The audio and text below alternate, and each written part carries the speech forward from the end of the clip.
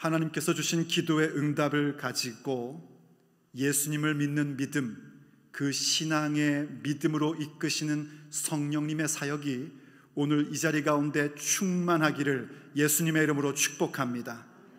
우리의 삶 속에서 하나님께서 주시고 싶어 하시는 참된 안식을 얻게 될 것입니다. 영혼의 때를 위하여 우리의 육체의 날들을 살아가는 그 성숙함이 우리의 삶의 발걸음마다 나타날 줄로 믿습니다.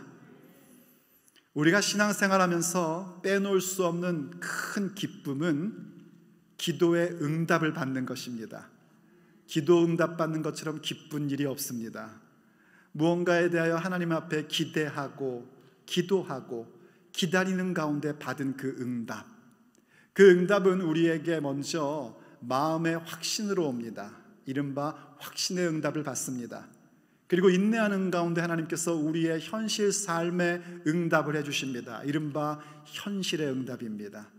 우리 하나님께서는 우리의 기도 가운데 이렇게 확신의 응답과 현실의 응답으로 응답해 주시는 아버지십니다. 그래서 기쁩니다.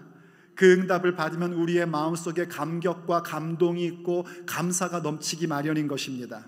그렇기 때문에 기도하기를 포기해서는 안 됩니다. 끝까지 기도하셔야 됩니다. 응답 받을 때까지 기도하셔야 됩니다. 우리가 그렇게 응답 받는 것은요, 주로 우리가 하나님 앞에 강청하여 기도함으로써 응답을 받는 겁니다. 물론 때로는요, 누군가가 나를 기도해 줌으로 응답받기도 합니다. 사랑하는 부모님, 사랑하는 자녀들이 서로를 위해서 기도할 때 응답 주시기도 하고요, 우리의 영혼을 존중히 여기고 귀히 여기는 목사들이 기도해 줄 때에도 응답을 받습니다. 그런가 하면 성도들이 서로 간에 기도를 공유하고 기도 제목을 나누고 기도할 때에도 응답해 주십니다. 이른바 대도, 중보의 기도를 통하여 응답해 주시기도 합니다.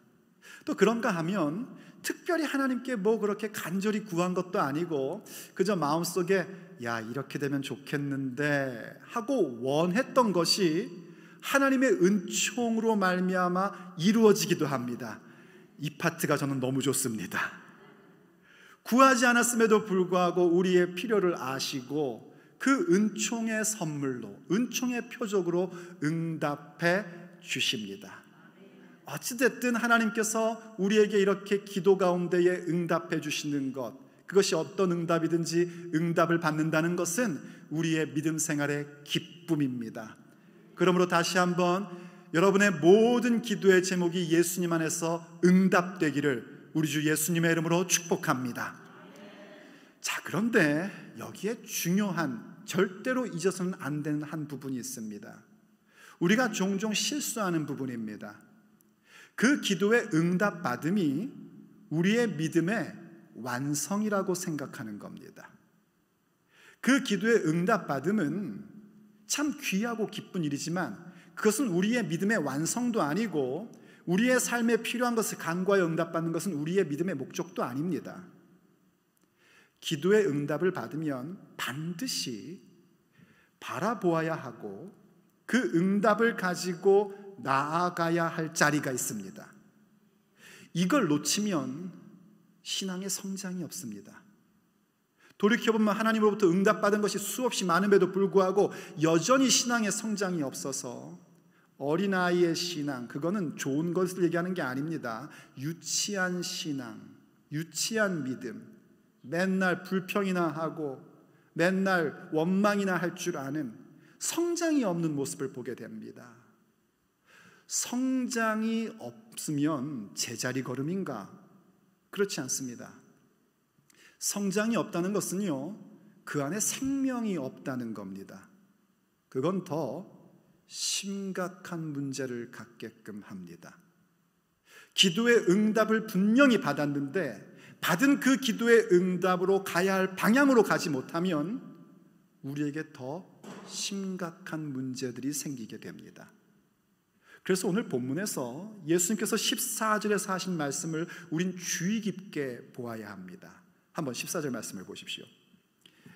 그 후에 예수님께서 성전에서 그 사람을 만나 이르시되, 그 사람을 만났습니다. 베데스다 연못가에서 38년 동안 왜곡된 믿음으로 살아서 힘들게 살았던 그 사람을 예수님께서 만나 주셔서 고쳐주셨습니다.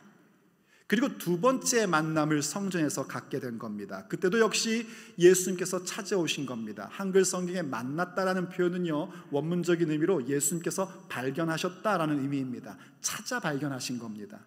그렇게 오셔서 만나셔서 하십니다. 말씀하십니다. 보라, 내가 나았으니. 분명 그가 원하던 바가 이루어졌습니다. 평생 풀리지 않던 숙제가 풀렸습니다.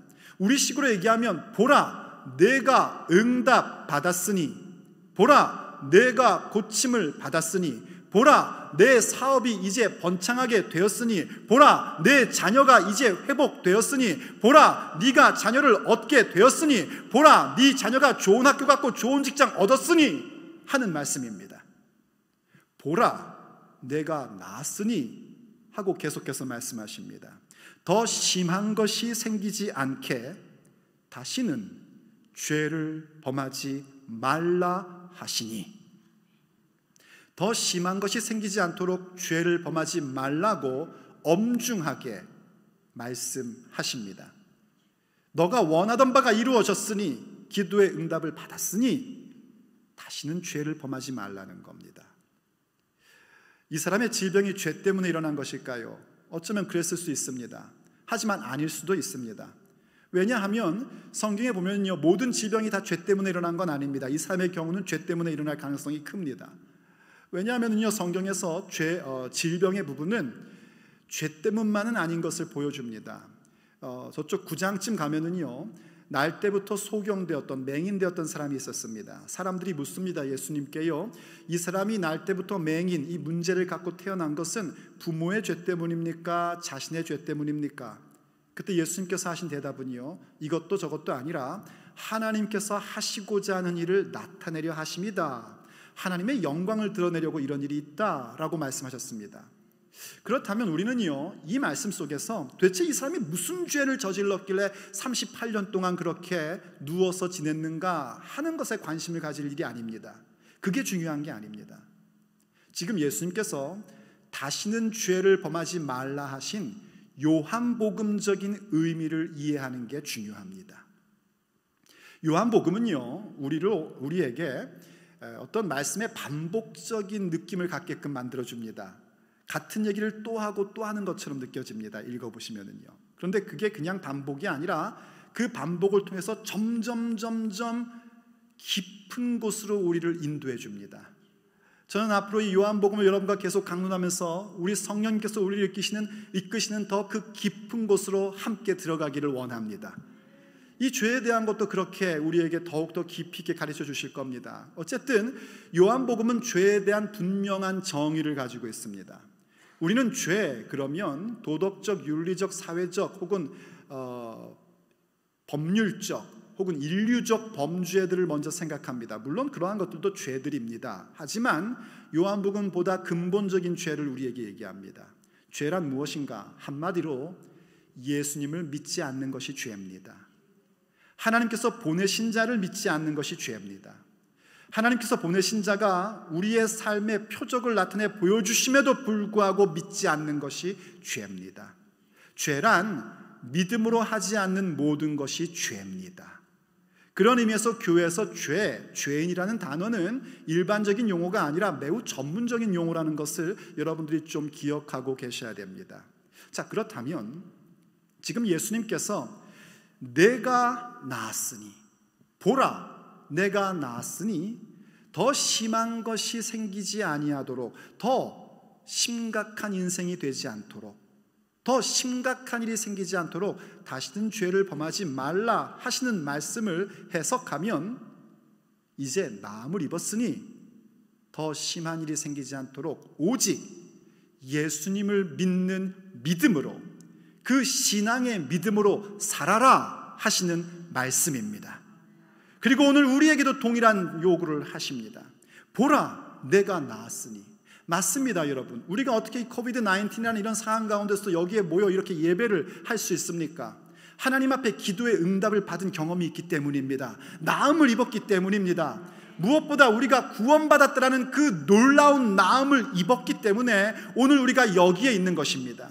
바로 그런 우리에게 지금 말씀하십니다. 보라, 내가 나음을 입었으니 이제 예수 그리스도를 믿는 믿음, 그 신앙의 믿음으로 그 응답 가지고 나아가라. 주님의 명령입니다. 그때 우리의 삶에 하나님께서 주시고 싶어 하시는 놀라운 능력의 역사와 믿음의 성장이 나타나게 되는 것입니다. 그렇다면 예수님을 믿는 믿음, 다시는 죄를 범하지 아니하고 우리가 나음을 입은 사람으로서, 기도에 응답받은 사람으로서 그 신앙의 믿음을 가지고 산다는 것, 기도의 응답을 가지고 신앙의 믿음으로 나아간다는 것은 과연 어떠한 모습들을 우리에게 이야기해 줄까요? 우리가 이 본문을 통하여 함께 듣고자 하는 주님의 메시지입니다. 오늘과 다음 시간 2주에 거쳐서 보려고 합니다. 오늘은 첫 번째 것만 살펴보려고 합니다. 우리가 기도의 응답을 받은 사람으로서 예수님을 믿는 믿음인 신앙의 믿음으로 사는 그러한 우리들은 첫째, 주님의 안식에 동참합니다. 믿음으로 사는 사람들, 신앙의 믿음을 가진 자들, 하나님께서 주신 응답을 가지고 어디로 가는가? 예수님의 안식, 하나님께서 우리에게 주시고 싶어 하시는 참된 안식 가운데 들어갑니다. 거기에 받은 응답을 사용하며 삽니다. 이 베데스다 연못에서 38년 동안 병을 앓고 누워있었던 사람을 한번 보십시오. 그는 38년 동안 수많은 안식일이 지났지만 한 번도 안식해 본 적이 없습니다. 명절이었지만 기쁨이 없었습니다. 그는 그저 왜곡된 믿음에 사로잡혀 있었을 뿐이었습니다. 그를 긍휼히 여기시고 예수님께서 그를 찾아오셨습니다. 그저 물이 움직일 때 누군가 나를 제일 먼저 집어넣어 주기를 원하는 그런 왜곡된 믿음, 미신적 믿음에 사로잡혀 있는 그에게 예수님께서는 말씀의 능력, 말씀의 운동력, 그 물결 가운데 들어오게 하셨습니다. 그에게 말씀하셨습니다. 일어나 내 자리를 들고 걸어가라. 그 자리를 들고 가라고 하신 말씀은요, 다시는 네가 이러한 왜곡된 믿음, 미신적 믿음에 휩싸여서는 안 된다는 겁니다. 이 자리는 네가 돌아올 자리가 아니라는 겁니다. 이 자리에서 완전히 떠나고 주님을 따르는 발걸음을 가지라는 것입니다. 그는 그 말씀의 능력에 사로잡혀 자리를 들고 걸어갔습니다. 그런데 그게 문제가 됐습니다. 왜냐하면 그날은 안식일이었기 때문입니다. 그 모습을 보고 유대인들이 그에게 이렇게 얘기를 합니다. 오늘 본문 10절입니다. 유대인들이 병 나은 사람에게 이르되 안식일인데 내가 자리를 들고 가는 것이 옳지 아니하니라. 여기 유대인들이라는 것은요, 유대 지도자들을 의미할 수 있습니다. 공관복음에 나오는 바리새인, 서기관, 사두개인 이러한 사람들을 통칭하여 유대인들이다 라고 얘기하기도 하고요. 또 요한복음에서는 바로 유대인의 율법, 하나님의 율법을 지키며 사는 사람들을 또 유대인이다 라고 표현하기도 합니다. 여긴 유대 지도자들로 보면 됩니다. 유대 지도자들이 이 사람의 행위를 보고 야, 너 그거 안식일에 적당한 일이 아니야, 너 지금 안식일 법을, 규정을 어기고 있어 라고 얘기했답니다. 여기엔 우리가 비난할 이유가 없습니다. 안식일을 지킨다는 것은 하나님의 백성으로서 굉장히 중요한 일이었습니다. 10계명 가운데 제4계명에 해당하는 일이었고, 유대인들, 이스라엘 백성, 하나님의 백성들이 자신들이 하나님의 백성임을 표현할 수 있는 중요한 요소들, 성전 예배, 할례, 안식일 준수, 바로 그 가운데 있는 요소였습니다. 하나님께서 그들에게 안식일을 지키라고 말씀 주실 때에 그냥 쉬라 하고 말씀을 해주셨습니다. 일하지 말아라 라고 말씀을 해주셨습니다. 그러다 보니 사람들이요, 도대체 어떤 일을 하지 말라는 것인가 하는 그런 궁금증들이 유대인들에게 생겼습니다. 점점 세월이 가면서요, 이스라엘 사람들이 이 안식일을 제대로 지키질 않습니다. 이사야서 혹은 호세아, 아모스서 이런 곳을 보면 그들이 안식일을 지킨다고 말을 하면서 실제로는 안식일을 지키지 않고 사람들에게 일을 시키고 자기들이 일하는 모습이 나옵니다. 그래서 그 다음 시대의 선지자인 예레미야 선지자를 통해서 안식일에는 물건을 들고 다니지 말라 하시는 규정 말씀을 주셨습니다. 자, 안식일에 일하지 말고 쉬어라 하는 말씀과 안식일에 물건 들고 다니지 말라 두 가지를 주신 거예요. 그런데 살다 보니까 이게 구체적으로 어떻게 해야 되는지 알 수가 없는 겁니다. 그래서 유대인들이 그 다음에 규정을 만들었습니다. 안식일을 거룩하게 지키기 위하여, 하나님의 말씀에 복종하기 위하여 우리가 이러한 일들은 하지 말자 하며 39가지의 규정을 만들었습니다.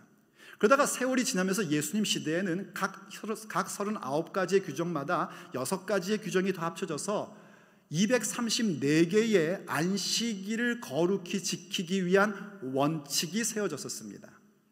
지도자라면 마땅히 그 원칙을 지키도록 백성들을 이끌어 가야 됩니다. 원칙을 지킨다는 것은 중요한 일입니다. 왜냐하면 원칙을 지킴으로써 한 공동체, 한 사회의 질서가 잡히기 때문입니다. 그러니 교회 리더가 원칙을 어기고 잘못된 것을 할 때 그건 잘못된 것입니다 라고 말하는 것을 탓할 수는 없습니다. 우리 교회 리더들도 그런 역할을 해야 됩니다. 성도들이 잘못된 방향으로 나가고 잘못된 것을 할 때 그건 아닙니다 라고 말할 수 있어야 됩니다. 욕 잡수셔도 하셔야 됩니다. 우리 장로님들과 함께 아멘 하십시다. 아멘. 구역장들, 순장들도 마찬가지입니다. 하나님 나라의 원칙, 교회의 원칙과 벗어난 것들을 행할 때 아닙니다 라고 말할 수 있어야 됩니다. 그렇게 하실 분들은 아멘 하십시오. 자, 그런데 그때 잊지 말아야 할 것이 있습니다. 왜 그 원칙을 세웠으며 무엇을 위해 그 원칙을 지키려 하는가? 그 원칙을 세운 목적과 정신을 잃어버려서는 안 됩니다. 그 정신과 목적을 잃어버리고 원칙만을 추구하다 보면 어떤 모습으로 전락하는가? 이른바 규칙주의자, 다른 말로 하면 율법주의자로 전락해버립니다. 그건 신앙이 아닙니다. 그건 잘못된 믿음입니다. 어떻게까지 가는가? 오늘 본문에서 우리는 그러한 사람들의 모습을 보게 됩니다. 11절을 보십시오. 대답하되 나를 낫게 한 그가 자리를 들고 걸어가라 하더라 하니, 이렇게 얘기합니다. 이 지금 나온 이번 사람이요 깜짝 놀랐겠죠. 깜짝 놀랄 수밖에 없는 이유가 뭐냐면 안식일을 어기는 것은 심각한 일이었습니다. 그래서 오경을 보면은요, 모세 시대 때는 안식일을 어긴 사람을 사형에 처하는 모습도 보여집니다. 그리고 안식일을 거룩히 지키기 위한 규칙들, 주의 깊게 잘 들으십시오. 안식일을 거룩히 지키기 위하여 사람들이 세운 규칙들, 원칙들, 이 부분들을 어기는 것도 심각한 문제가 될 수 있었습니다. 성경 시대에 에세네파라는 사람들이 있었어요. 에세네파라는 사람들이 있었습니다. 마치 바리새파, 사두개파 이런 것처럼요. 이들은 좀 더 경건한 삶을 살던 사람들인데요, 그들의 문헌에 보면 안식일을 어긴 자는 7년 구금형에 처하는 그런 문서들이 이렇게 발굴되기도 했었습니다. 그만큼 안식일을 어긴다는 것은 곧장 나에게 큰 피해가 올 수 있는 그런 상황이에요. 그러니 한번 보십시오. 38년 동안 그렇게 꼼짝 못하고 살던 사람이 드디어 하나님의 말씀의 능력으로 해방되고 자유하고 기쁜데, 갑자기 유대 지도자들이 나와서 너 안식일 어기고 있는 거야 하면 갑자기 구금될 수도 있고 갇힐 수도 있으니 얼마나 깜짝 놀랐겠습니까? 그러니까 내게 말한 자가 나에게 자리를 들고 걸어가라고 했어요 하고 얘기를 한 겁니다. 그런데 중요한 것은 그 얘기를 들은 이 유대인들의 반응입니다. 그들이 이렇게 얘기를 합니다. 12절. 그들이 묻되 너에게 자리를 들고 걸어가 한 사람이 누구냐 하되 고침을 받은 사람은 그가 누구인지 알지 못하니 이는 거기 사람이 많으므로 예수님께서 이미 피하셨음이니라. 이 사람들의 질문을 좀 보십시오. 지금 여기 대답하되 묻되라는 이 말들의 성경 원문 시제를 보면 이것이 그냥 한 번 이야기하고 끝난 시제가 아니라 계속적인 대화가 있었던 시제라는 걸 보여줍니다. 그럼 우리는 무엇을 이해할 수 있냐면, 이 사람이 지금 얘기한 것을 짧게 얘기했지만 이 사람이 자기가 38년 동안 어떤 상황 가운데 있었고 누군가가 자기에게 말하여 나는 그 말을 따랐다고, 그리고 나는 이렇게 나음을 입었다는 얘기를 분명히 했습니다. 그런데 이 사람들 좀 보십시오. 이 유대인들이 뭐라고 묻냐면 너에게 자리를 들고 걸어간 사람이 누구냐 하고 묻습니다. 사실 이들이 정말 물어야 될 건 그게 아닙니다. 너를 낫게 해준 자가 누구냐, 이걸 물어야 됩니다. 지금 38년 동안 피폐한 삶을 살고 비참한 삶을 살던 사람이 새 생명을 얻게 된 것입니다. 새로운 삶을 얻게 된 것입니다. 그걸 보고 그걸 들었으면 너는 어떻게 그런 새 생명을 얻게 되었느냐? 너는 어떻게 그렇게 나음을 입었느냐? 이 질문을 던져야 됩니다. 그런데 그 질문을 던지는 게 아니라 지금 너 안식일 준수사항 어기게 한 자가 누구냐? 하고 묻는 겁니다. 사람이란 존재는요, 그 마음에 무엇을 품고 있느냐에 따라 반드시 보아야 할 것을 보고 있음에도 불구하고 보지 못하는 존재입니다. 마음에 무엇이 있느냐가 중요합니다. 원칙을 지켜나갈 때에 그 마음의 중심이 뭐냔 말입니다. 생명을 살리는 것이고 하나님께 영광을 돌리는 것인가, 아니면 원칙 자체를 지키는 것이 중요한 것인가? 왜 이들은 원칙 자체를 지키는 데 더 집중하고 있었을까요? 그들이 유대 지도자로서 백성들을 통제하고 그들을 이끄는 데는 이 원칙을 지키는 것으로 사람들을 붙잡아야 했기 때문입니다. 이 원칙 어기는 자는 나쁜 사람이다. 안 지키면 안 된다. 우리를 따라라. 이것을 지켜라. 생명을 놓쳐버리고 목적을 놓쳐버리고 정신을 놓쳐버린 규칙사항들은 이렇게 사람들을 망가뜨립니다. 그래서 백성들은 더 이상 안식일에 안식할 수가 없었습니다. 더 큰 올가미에 그저 매여 있었을 뿐입니다. 급기야 이런 사람들은 어디까지 가냐면요, 안식일의 주인이신 예수님을 안식일 어겼다고 박해하는 아주 볼성사나운 모습으로 전락해 버립니다. 한번 16절을 보십시오. 그러므로 안식일에 이러한 일을 행하신다 하여 유대인들이 예수님을 박해하게 된지라. 안식일에 안식일을 거룩하게 하기 위한 규칙사항을 어기셨다 하여 안식일의 주인이신 예수님을 박해하게 됐답니다. 얼마나 안타까운 모습입니까? 아니, 그러면 예수님도 참 그렇지, 그거 뻔히 아실 거 아닙니까? 이 유대 지도자들이 안식일 규정사항을 어기면 예수님께 시비를 걸 것이고 이슈를 만들 것이고 예수님을 박해할 것 뻔히 아시면서, 아니 그냥 그 다음날 고쳐주시면 되지, 하필 꼭 안식일날 사람을 고쳐주셔갖고 이런 문제를 만드시냔 말입니다. 그 나중에 날 때부터 맹인된 사람도 고쳐주실 때 그날이 또 하필 안식이었습니다. 그럼 주님께서 그냥 야 오늘 안식일이니까 내일 고쳐줄게 하시든지, 아니면 말씀의 능력으로 고쳐주시는 분이니까 내가 나음을 입을지어다 하신 다음에 야 그런데 말이다 오늘 안식일이니까 내일 고쳐질 거야 이렇게 하시지, 왜 굳이 안식일날 부득부득 병자들을 확실하게 고치셔서 이런 이슈를 만드셨냔 말입니다. 예수님께서는 그들의 잘못되어 있는 안식일의 생각들을 부수어 버리시고 참된 안식으로 백성들을 이끌어주고 싶으셨습니다. 다시 말해서 훼손되어 있는 안식일의 정신과 목적을 분명하게 가르쳐 주시고 그들로 하여금 참된 안식으로 이끌어주고 싶으셔서 이 문제를 만들고 이슈를 만드신 겁니다. 그러면 안식일의 정신, 안식일의 목적은 뭘까요? 우린 주님께서 우리를 이끄시는 그 자리로 가야 됩니다. 아버지께서 우리에게 기도의 응답을 주신 이유는요, 바로 그 자리로 들어가게 하려는 것입니다. 안식일의 정신, 안식일의 목적, 오늘 그것에 대한 두 가지의 중요한 부분을 보려고 합니다. 우선 첫째로, 안식일은요 하나님의 창조를 기뻐하고 즐거워하는 날입니다. 안식일은 하나님의 창조, 그것을 기뻐하고 즐거워하는 날입니다. 주일, 우리가 일요일을 주일이라 하며 지키는 이유는 하나님의 창조에 대하여 기뻐하며 즐거워하기 위한 것입니다. 하나님께서 십계명을 주며 제4계명으로 안식일을 지키라 하실 때 주셨던 이유를 이렇게 설명을 하십니다. 출애굽기 20장 8절로 11절을 보십시오.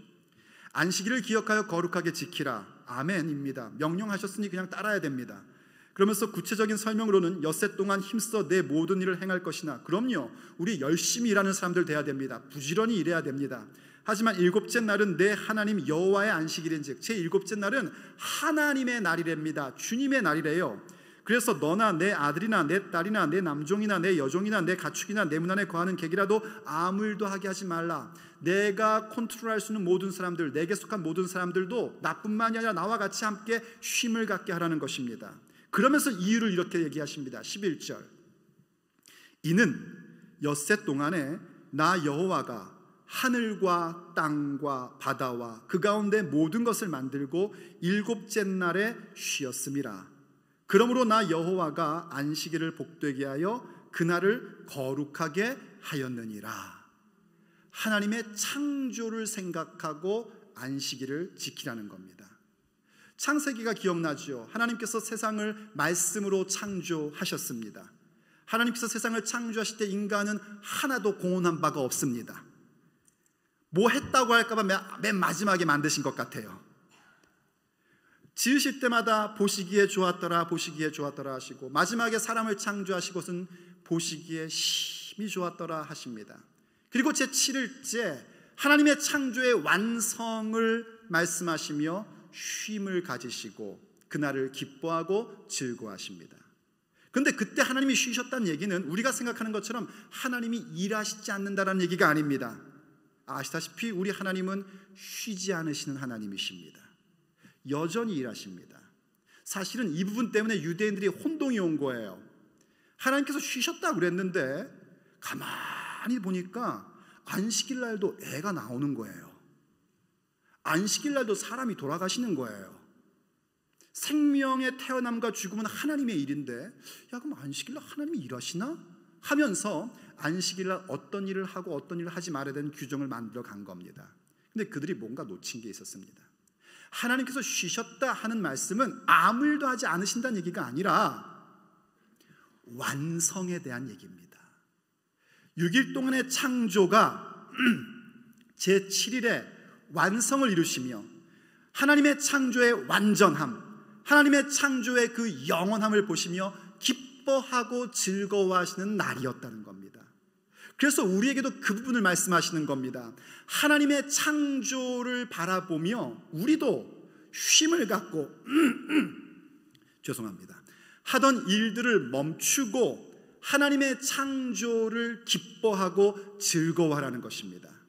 하나님의 창조를 기뻐하고 즐거워한다는 것은 다른 얘기가 아니라 우리의 삶에 하나님의 목적이 있다는 겁니다. 하나님의 계획이 있으시다는 겁니다.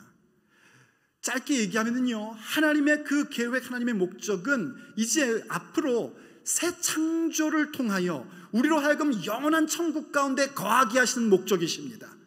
그 일들을 하나님께서는 반드시 이루어 내실 것입니다.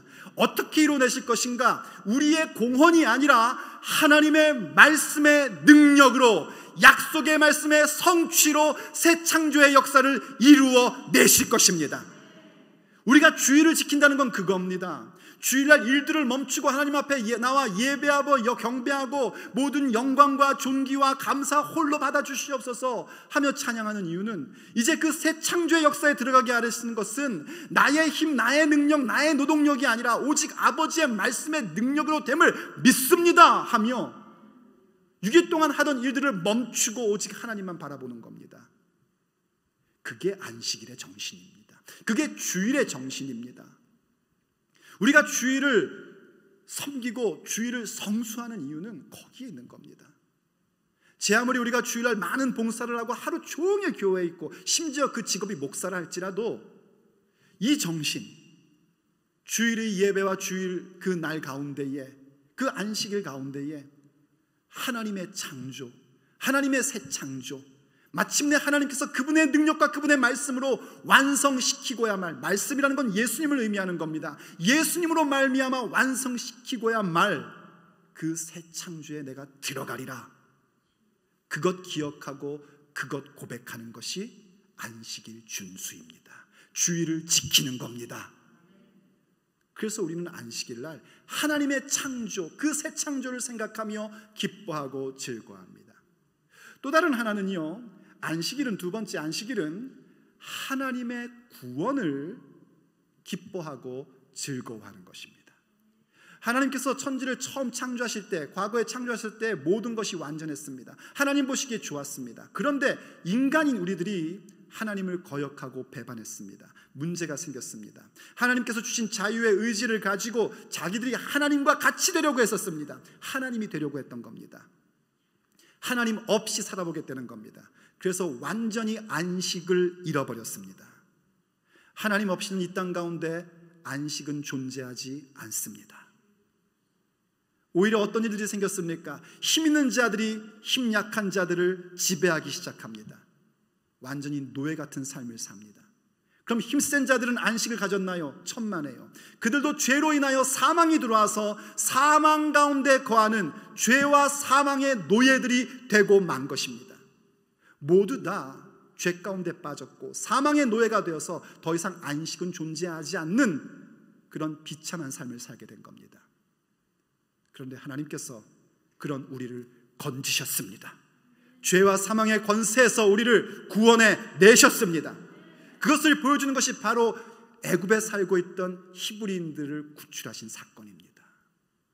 이집트에 노예 생활하고 있는데 그 노예로 살고 있는 그들을 하나님께서 하나님의 능력으로, 하나님의 전쟁으로 이집트를 벌하시고 자기 백성을 구출해 내셨습니다.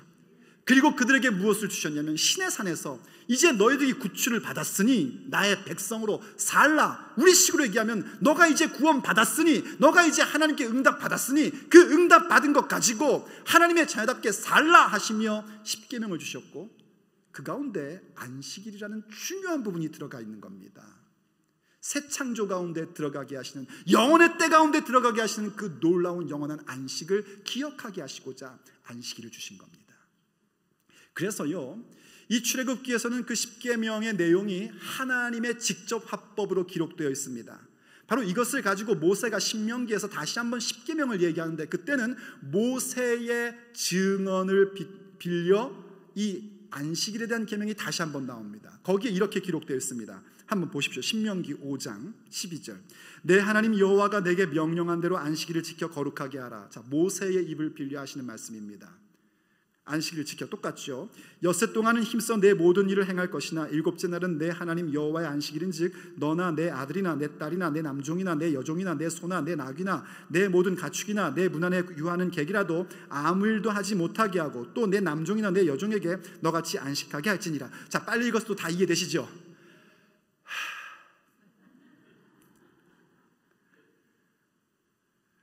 출애굽기에서 직접 화법으로 하신 말씀이나 모세가 지금 그 말씀을 가지고 설명하는 내용이나 여기까지는 똑같습니다. 우리가 분명히 하나님 나라를 생각하는 사람으로서, 하나님의 백성으로서 안식일을 지키고 다른 사람들도 안식일을 지킬 수 있도록 이끌어 가라는 말씀입니다. 자, 그런데 이 신명기에서는 그 안식일을 지켜야 하는 이유를 이렇게 설명을 합니다. 15절. 너는 기억하라. 내가 애굽 땅에서 종이 되었더니 내 하나님 여호와가 강한 손과 편팔로 거기서 너를 인도하여 내었으니 그러므로 내 하나님 여호와가 내게 명령하여 안식일을 지키라 하느니라. 이해가 되십니까? 지금 모세가 안식일 지키는 그 이유를 무엇을 설명하고 있냐면, 하나님께서 너희를 구원하셨기 때문에 너희들에게 안식일을 지키라고 명하셨다는 겁니다. 하나님께서 우리에게 새 창조의 역사에 동참시키시려면 우리를 그 사망의 권세 속에서, 노예 같은 삶 속에서 우리를 건져내셔야 됩니다.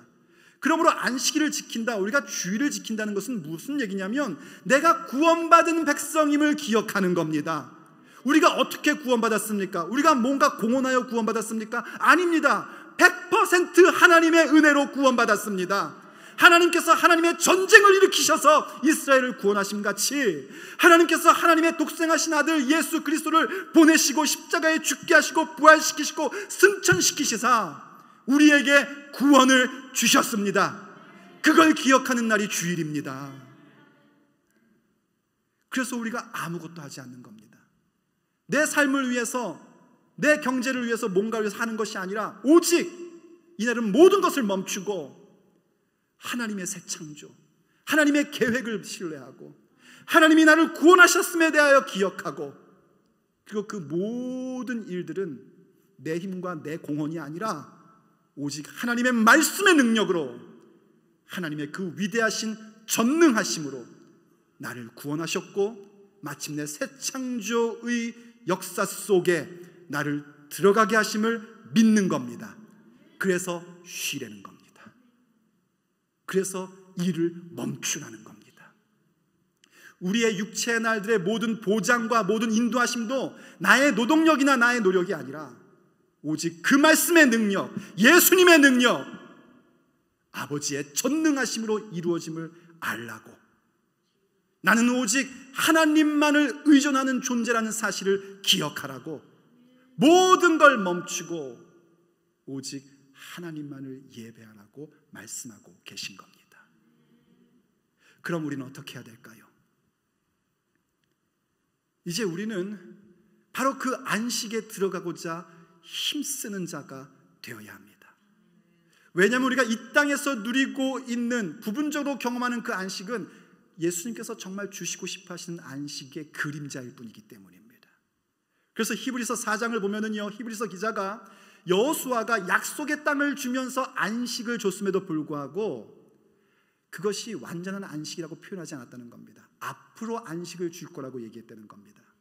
그래서 히브리서 4장 11절을 보면 우리에게 이렇게 권면하며 명령합니다. 그러므로 우리가 저 안식, 곧 여호수아도 줄 수 없었고 모세도 줄 수 없었고 오직 예수님만이 주실 수 있는 그 안식, 예수님 다시 오실 때 새하늘과 새 땅으로 말미암아 새 창조 가운데에 들어가게 하시는 그 영원한 안식, 그 안식에 들어가기를 힘쓸지니 이는 누구든지 저 순종하지 아니하는 본에 빠지지 않게 하려 함이라. 아니 목사님, 우리는 아무것도 할 게 없다면서요? 네, 아무것도 할 수 있는 게 없습니다. 그러나 해야 할 것은 있습니다. 하나님께서 우리에게 새 창조 가운데 들어가게 하시고 영원한 안식을 주시는 데 있어서 우리는 공헌할 것이 아무것도 없습니다. 그러나 거기에 중요한 조건은 한 가지 있습니다. 그것은 바로 우리의 믿음입니다. 신앙의 믿음, 예수님을 믿는 믿음입니다. 믿음이 뭡니까? 믿음은 말씀의 능력 가운데 사로잡힌 바 되는 것입니다. 믿음이 뭡니까? 믿음은 하나님의 도움을 구하고자 은혜의 보좌 앞에 나아가는 것입니다. 그것에 힘써야 된단 말입니다. 그렇기 때문에 이 히브리 4장 11절 그 다음 절에 12절에서요, 여러분이 교회 생활 좀 했으면 한 번씩은 꼭 들어봤을 만한 말씀이 나옵니다. 하나님의 말씀은 살아있고 운동력이 있어 좌우의 날선 어떤 검보다도 예리하여 우리의 영과 혼과 관절과 골수를 찔러 쪼개기까지 하나니 우리의 마음의 생각과 뜻을 친히 감찰하시느니라. 말씀의 운동력에 대해서 그 다음에 얘기하는 겁니다. 우리가 안식에 들어가기 힘쓰는 것은 내가 뭔가 하는 것이 아니라 말씀의 능력 가운데, 말씀의 운동력 가운데 들어오는 데 힘쓰라는 것입니다. 바로 예수님의 능력 가운데 들어오고자 힘쓰라는 것입니다. 주님의 말씀이 그 물결 속에 들어오도록 힘쓰라는 겁니다. 그러면서 계속해서 그 뒤에요, 히브리 4장 16절에서는 이렇게 얘기해 줍니다. 그러므로 우리는 긍휼하심을 받고 때를 따라 돕는 은혜를 얻기 위하여 은혜의 보좌 앞에 담대히 나아갈 것이니라. 베데스다 연못에서 일어났던 사건을 구체적으로 설명해 주고 있는 거 아닙니까? 예수님의 긍휼하심으로 우리가 그 말씀을 받게 되었고 그 말씀의 운동력 가운데 우리가 들어가게 되었고, 그래서 그 은혜의 보좌 앞에 아무 공로 없으나, 우리가 내세울 아무 공헌이 없으나 그 은혜의 보좌 앞에 때를 따라 돕는 은혜를 얻기 위하여 담대히 나아갈 수 있게 된 것입니다. 그러므로 담대히 나아오셔야지 됩니다. 곧 말씀과 기도에 우리는 힘쓰는 자가 되어야 됩니다. 그것이 주님께서 우리에게 주시고 싶어 하시는 새 창조의 사건, 바로 영원한 때에 우리에게 주실 참된 안식 가운데 들어가기를 힘쓰는 것입니다. 그것 하게 하시려고 그 수많은 기도의 제목에 하나님께서 응답해 주신 것입니다. 육체의 날들 가운데 쓰다가 다 버리고 갈 것들임에도 불구하고 하나님께서 그 응답 주시고 그 응답 붙잡고 이제는 주님이 주고 싶어 하시는 새 창조의 그 역사, 진정한 안식, 영혼의 때를 위해서 오늘 이 육체의 날들을 살게 해주고 싶으셔서 그 모든 응답을 주신 것입니다. 사랑하는 성도 여러분, 하나님으로부터 많은 응답을 받으신 줄로 압니다. 여러분이 미국에서 살고 있고 이렇게 예배를 드릴 수 있다는 그 자체가 얼마나 많은 응답을 하나님께로부터 받음입니까? 그런데 여전히 우리의 믿음이 성장하지 않고 있다면 우리는 오늘 주님의 말씀을 명심해야 합니다. 받은 응답 갖고 그저 썩어질 육체로만 살았기 때문에 성장이 없는 겁니다. 주님께서 주신 응답을 가지고 새하늘과 새 땅, 새 창조의 안식 가운데 들어가기를 힘쓰십시오. 주님께서 역사하십니다. 목사님, 저는 아직까지 응답 못 받았는데요. 혹시 그러십니까? 그렇다면 오늘 기도의 제목을 바꿔보십시오. 아버지, 이 문제 해결해 주십시오. 주신 응답 갖고 영혼의 때를 위하여 나의 남은 육체의 날들을 살겠나이다. 주께서 응답해 주실 줄로 믿습니다.